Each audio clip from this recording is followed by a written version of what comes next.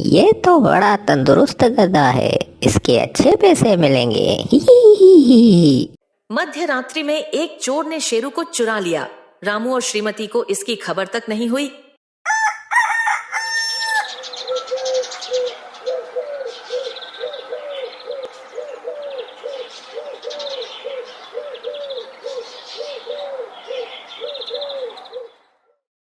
श्रीमती श्रीमती, शेरू गायब है। क्या?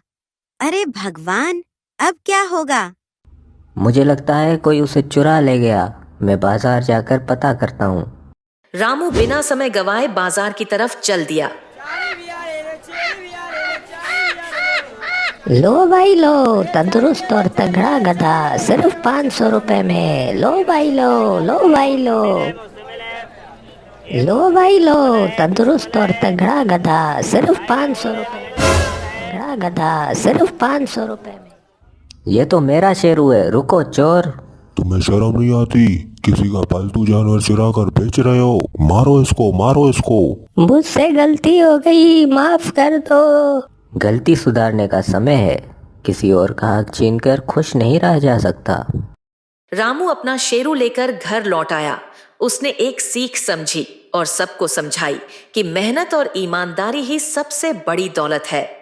यह कहानी हमें यह सीख देती है कि दूसरों की चीज चुराकर कभी सुख नहीं मिलता। मेहनत और ईमानदारी से जीना ही असली जीवन है। हमारे YouTube चैनल जीरो टून्स को सब्सक्राइब करना न भूलें।